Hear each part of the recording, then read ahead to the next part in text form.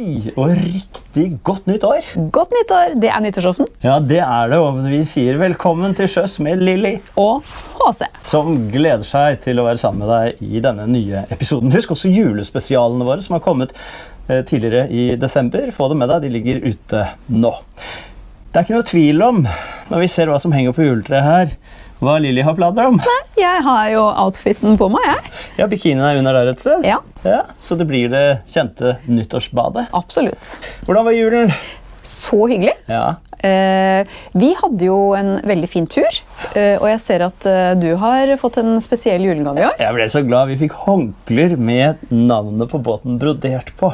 Altså oppvaskhåndkle med TN på, det synes jeg, det toppet det meste. Ja. Det jo ved disse nyttårstider litt sånn midt imellom, for det så mye å se tilbake på og glede seg over i året som har gått. For et opplevelsesrikt båtår det var. Absolutt. Og så mange nye venner vi har fått. Men nytt år, nye muligheter, ja, og nye venner. Og se frem imot også. I løpet av denne episoden her tenkte vi at vi skulle se litt på de første tingene vi skal foreta oss i 2026. Men først må vi skru tiden tilbake, for vi har hatt en hyggelig jul i TN. Skal vi ta lille julaften først? Ja. Da kom julestemningen på brygga.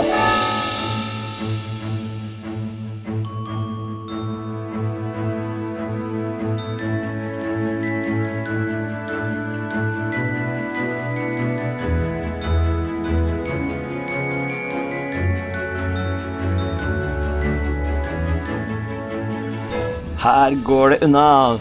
Snøværet fortsetter for en juleskjerm. Vi har tatt ut varmeovnen av motorrommet. Nå skal det startes. Juleeventyret i gang med å starte.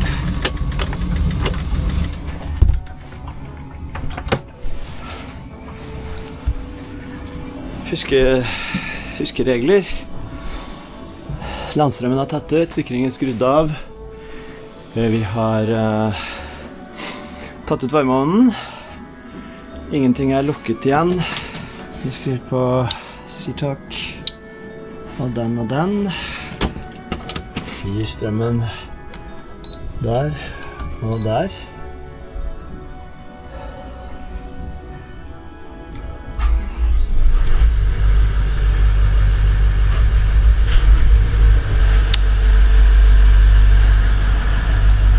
Det går fint. Og se hvem som på dekk i snøværet. Her må man være veldig, veldig forsiktig. Der Lilly.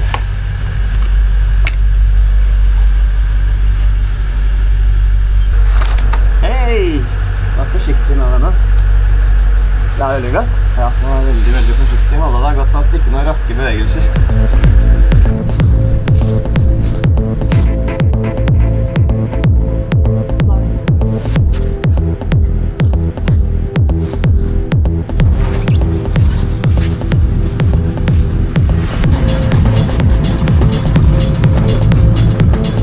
Hello sunshine! Det sluttet å snø. Hva skjedde med julestemningen? Nå skal vi bare slippe her. Så skal Herman slippe der. Og så skal jeg gå fremover og få nesa inn og rumpa ut, så vi ikke treffer den. Og så bakker vi mot dieselstasjonen og stikker utover.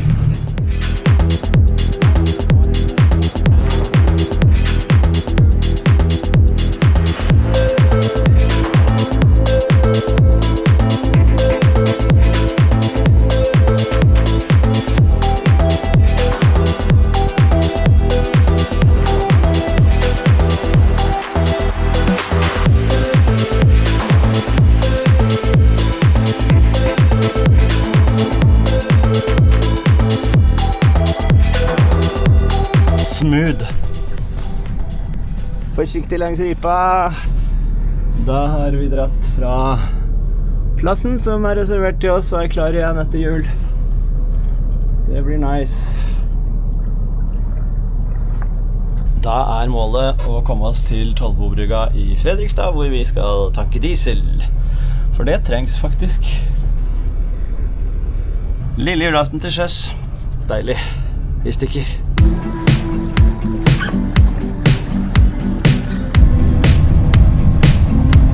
I wanna crush my car tonight.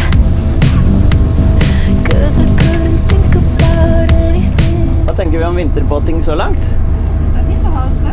For en julestemning. 23. desember på morgenen ut i båt, og så kommer årets første snøfall.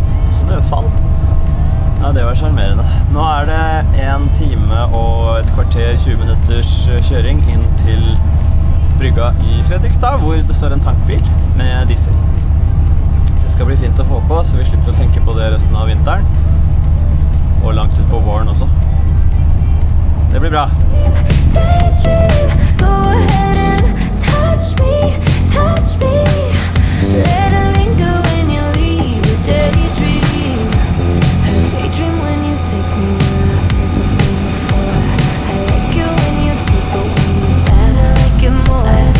Vi har en utfordring. Det dogger på ruta. Men aldri så galt, så ikke Greymarine kan hjelpe deg. Jeg er helt nødt til å få tatt et sånt antidugmiddel. Jeg har akkurat det som skal til, og det står på flaska si. Har bare ikke kommet på glasset ennå, men det skal vi få til.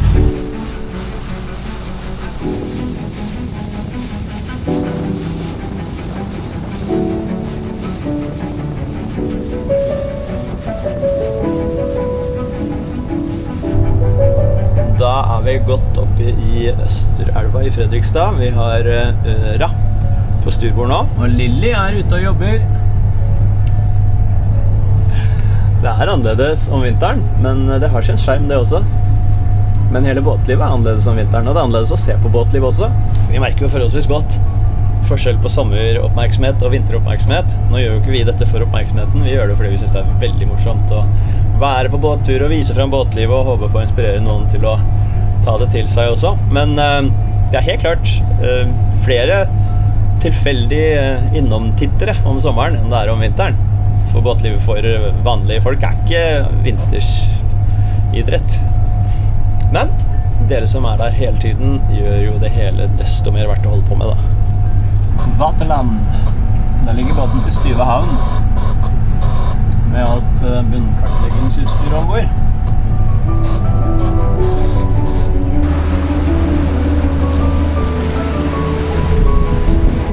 Da er det sannsynligvis bak vi må gjøre fast.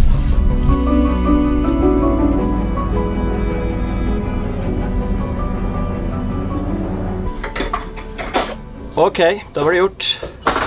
Klokka er 12:28. Det er 50 minutter siden vi la til her. Tankebilen Bro, han skulle videre. Her er vi på reservetank, og på på dagtankene så er vi altså helt på 4/4 full. Så er det vel bare å feire da, med bobler. Yes, the best bubbles. Gratulerer, det var første fullbunkringen. Vi kjørte på Jan sin diesel til rett ved ferien, og da var vi her og tanka.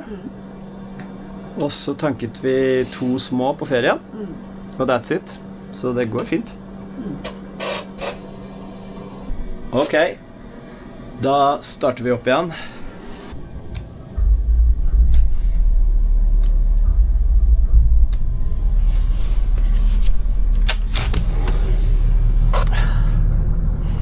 Hei! Skal jeg ta den helt bakerste før jeg tar fra land? Ja, takk. Og tenke på med bøven som vil alle veier? Ja, ta den helt bakerste, og så den helt forreste, og så tar vi den på midten vi henger på til slutt. Nydelig. Det blir mye springefugl da. Du har jo personlig rekord i 17 meter.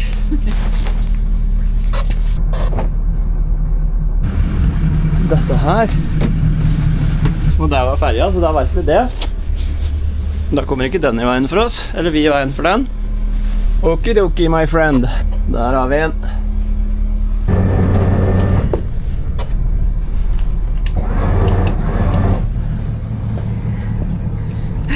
Nå så vi klarer å sette seg fast i en sprekk i muren. Du gjorde det? Ja. Ja, ja. Nydelig. Det er sånn som skjer.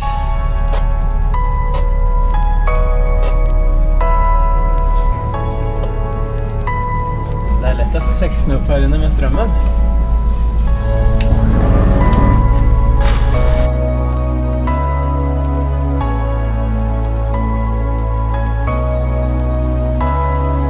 Dette har jeg gledet meg til så lenge, å ligge her til jul. Ordentlig kjekt. Ja, nå er strømmen koblet til. Jeg tror ikke det noe strøm ennå.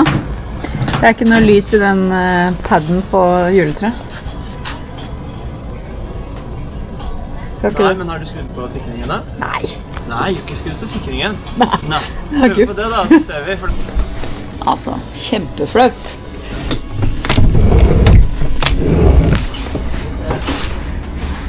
Sikring, ja. Når var det vi begynte med det, da? Sikring? Ja, vet du. Jeg skal jammen deg strøm. Ja? Jeg skal jammen deg strøm. Tror du det? Det lyste det sånn? Ja. Ikke til jeg. Skulle vært elektriker. Eller kanskje ikke.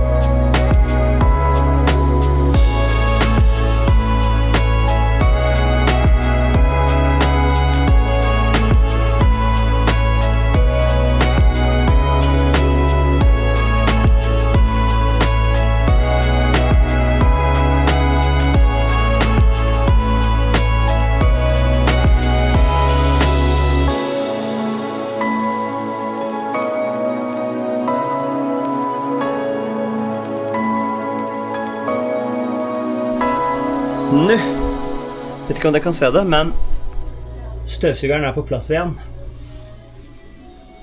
Andersen har støvsugd. Så da kan julen komme. Nå har julefreden senket seg. Akkurat som lille julaften bør være.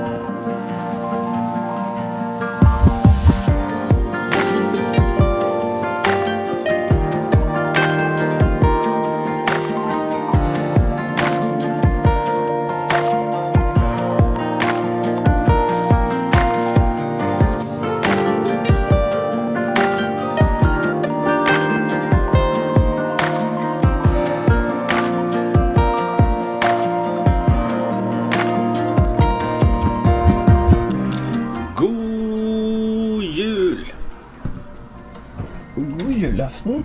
Oi, hei, god julaften, ja. Nå ble det mørkt, er du på farta? Ja, på farta. Vi skal ut og kjøre. Kaffe.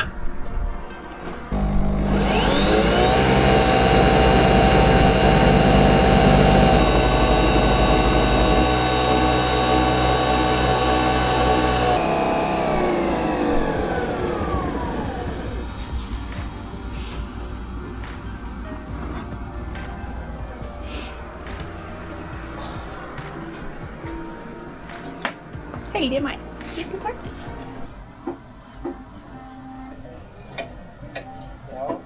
Det hjelper ikke at det er julaften. Det må jo vaskes opp allikevel. Men nå begynner det å nærme seg, altså. Jeg tror dette blir bra, ja. Det tikker inn med veldig hyggelige julehilsener fra dere. Det er så koselig. Jeg sier det nå, så har jeg ikke glemt det. Tusen takk.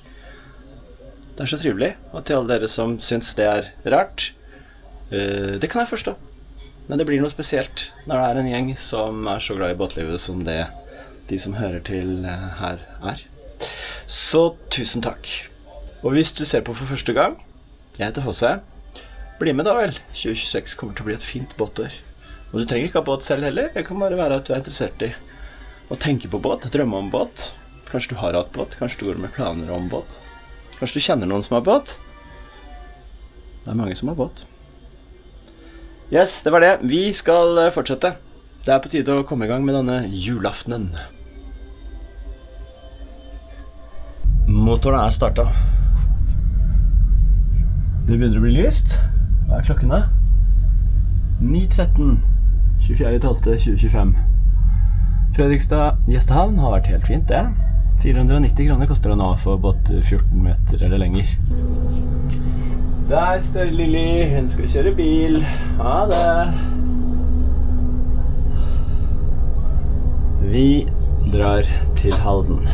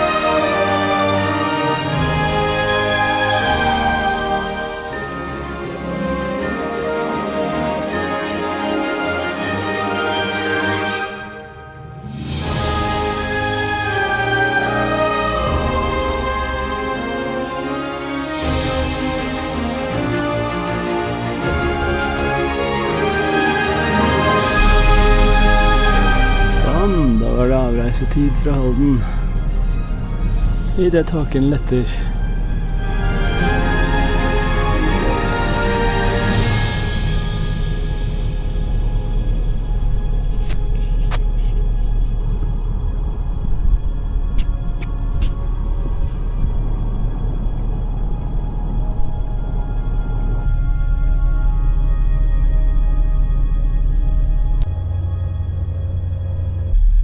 var en tåkete dag julen 2025. Ville de finne frem, eller forsvinne i tåkehavet? Bare radaren blir ferdig med å varme opp, så går det nok bra. Men nå er det litt beroligende å ha den som øyne.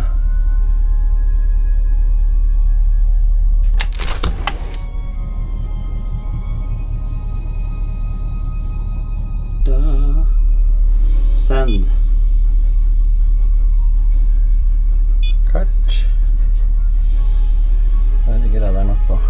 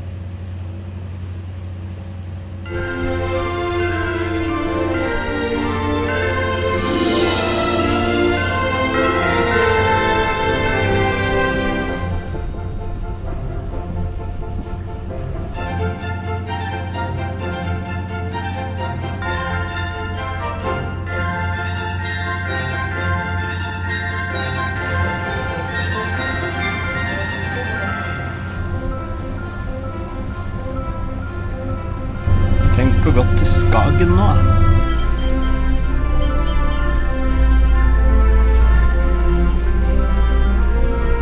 Ja da. Da nærmer det seg.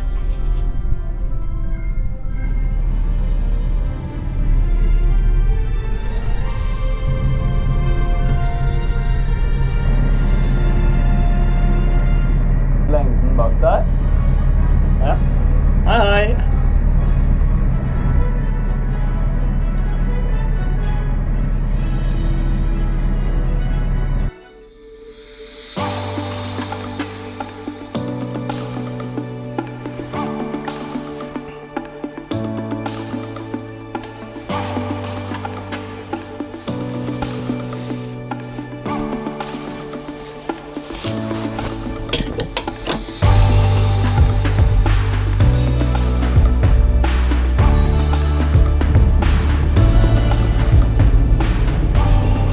Fernen er i trafikk mellom Skjærhallen og de ytre Hvalerøyene.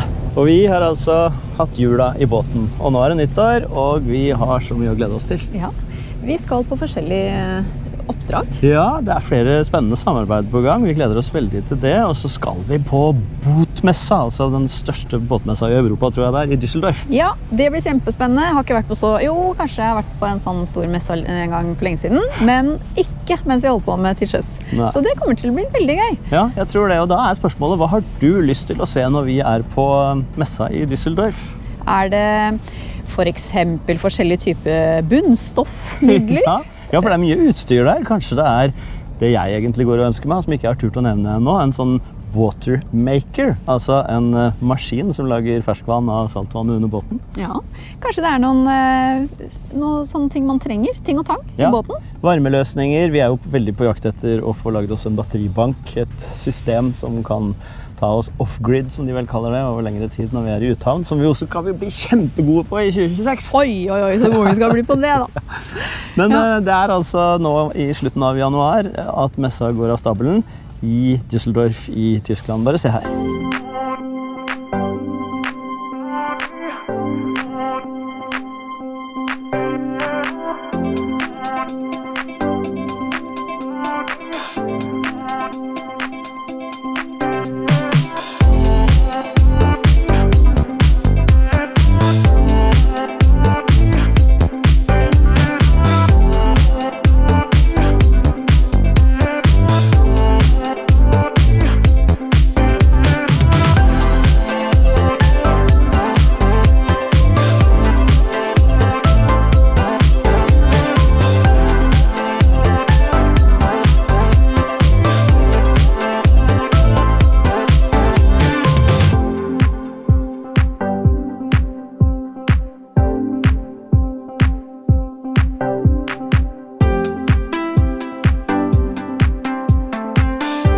det skal bli veldig spennende.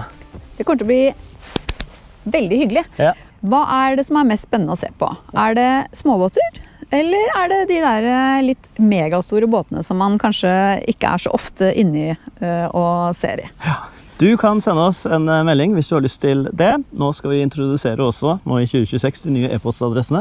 Så vil du sende til Lilly, så sender du til lilly@lillyoghc.no.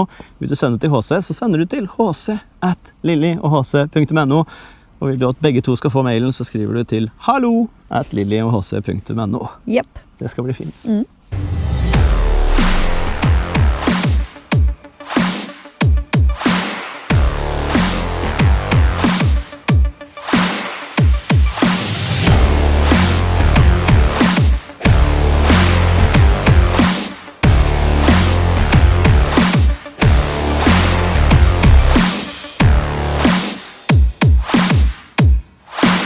Her på Skjærhallen vi velsignet med et fantastisk nyttårsvær i dag, og vi jo veldig glad i å være her. Og det skal vi til gangs utover i vinter, og til pinse. Hurra! Ja! Da blir det meetup her på Skjærhallen. Her kan familier og de som ikke har familier komme. Alle velkomne. Ja, og man kan komme landeveien selvfølgelig, men man kan definitivt også komme sjøveien. Til sjøstreff i pinsa fra fredag ettermiddag til mandag til lunsj. Det kommer til å skje veldig mye hyggelig. Ja, vi håper på stor aktivitet. Ja, helt klart. Og vi kan fortelle allerede nå at det begynner å bli fullboka. Så sørg for å sikre deg plassen. Se på Facebook-profilen vår og på lillyoghc.no for mer informasjon om registrering.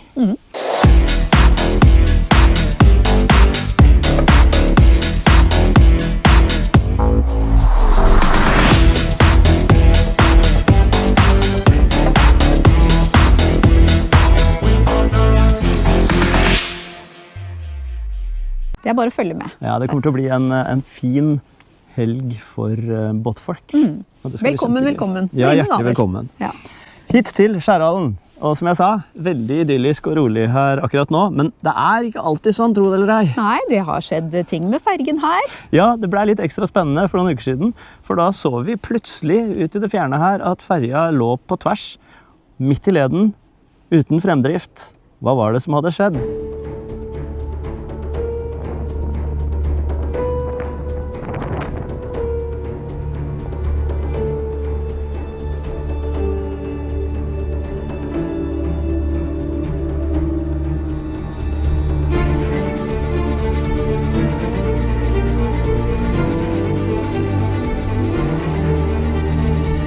Det ikke mange minuttene siden vi så Torine legge fra på Skjærhallen. Den kom av en eller annen uviss for meg akkurat nå, grunn ikke så langt. Rett på utsiden innseilingen til Gjestehavna. Her har hun ligget nå i en halvtimes tid, og nå ser vi losen har kommet. Den har flyttet seg, Torine.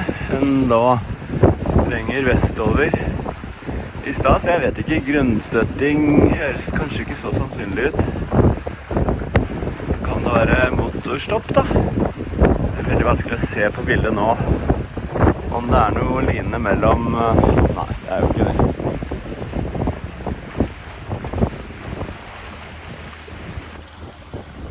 Nå kan vi se at redningsskøyta ankommer, kom nordfra.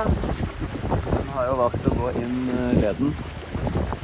180 grader her ute, og går nå inn mot Torine.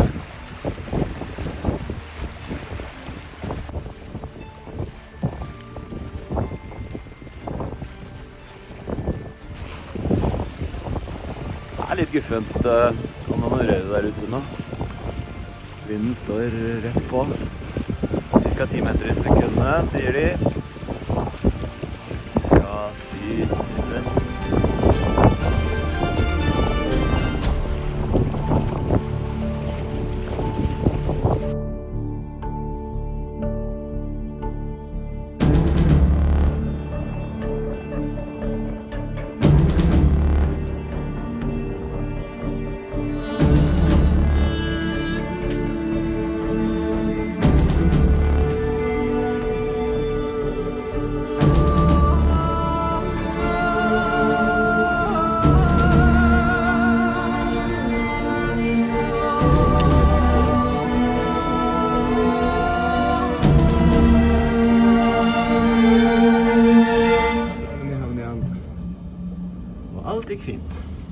Ja,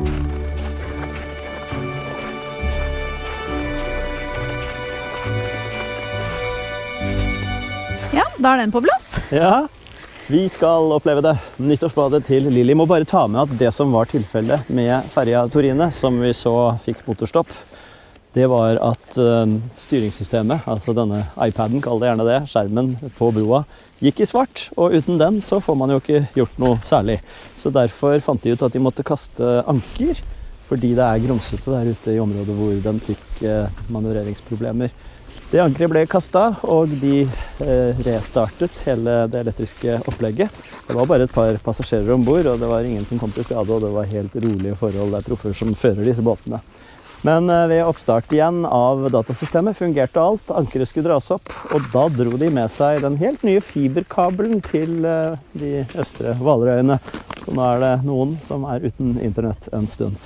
Siden den gang så har det vært mer problemer med den ferja. Den har opplevd det samme en gang til, og da klarte den ikke å stoppe ved innseiling eller tillegging på Herføl. Så da ble det krasj i land og halvveis penetrering av et hus på brygga der og opp på et skjær. Så det skjer ting. Elektronikken er kanskje ikke helt tilpasset sjølivet 100% ennå. Men du? Jeg får ta på den her vel, sånn at du ser meg. Ja. Hva er det som får et voksent menneske til å gjøre dette? Og det er å stålsette seg, det vet du, Andersen. Ja, det er veldig bra. Du er noe av det tøffeste jeg vet om. Har du noen nyttårsforsetter i båtlivet? Nei. Jeg skal oppdage nye steder i år. Ja. Og så tenker jeg at jeg gir meg ikke på de 10 000 abonnentene. Vi nærmer oss de 6 000, sånn at vi skal trekke den første luftavfukteren med luftrenser. Er det ikke det det var? Jo. Så bare del kanalen vår så mye du kan. Husk at hvis du kjenner noen i utlandet som liker å se på båt-TV fra Skandinavia, så er veldig mange av episodene nå tekstet på 10 forskjellige språk. Det blir også en liten forandring fra og med denne episoden her. Nå blir det bare én opplasting. Alle medlemmene får den minst et døgn før, og så på fredag klokka 20 blir det premiere. Da kommer det én episode, og den episoden har 10 språk tekst. Og da velger du bare å sette på denne CC-firkant, og så velger du på tannhjulet hvilket språk du vil ha som tekst. Og jeg tror standardtekst kommer opp som det landet du er i, så er det sagt. Mens vi snakker om fremtiden og alt vi skal oppleve i 26, så kan vi også ta med at vi har begynt å planlegge sommerferien. Vi har 2-3 alternative ruter som vi skal planlegge i noen kommende episoder. Det er vel ikke noe hemmelighet at den ene inkluderer et besøk til Bergen, altså den norske kysten. Og et annet inkluderer tur ned til sydsiden av de danske Sjælland og de andre øyene der nede. Så vi har noen tanker allerede. Men nå fryser jeg bare av å se på Lilly. Jeg har ikke kastet boblejakka engang. Fy filleren, det er tøff. Nei, jeg vet ikke. Oi, oi, oi, oi, oi.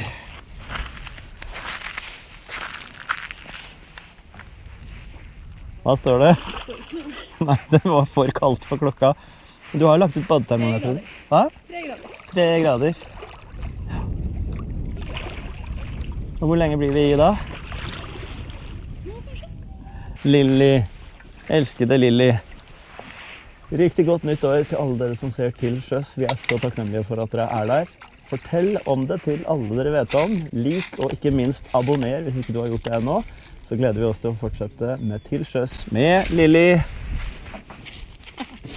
og Håse i hele 2026 også. Hei så lenge, vi ses snart.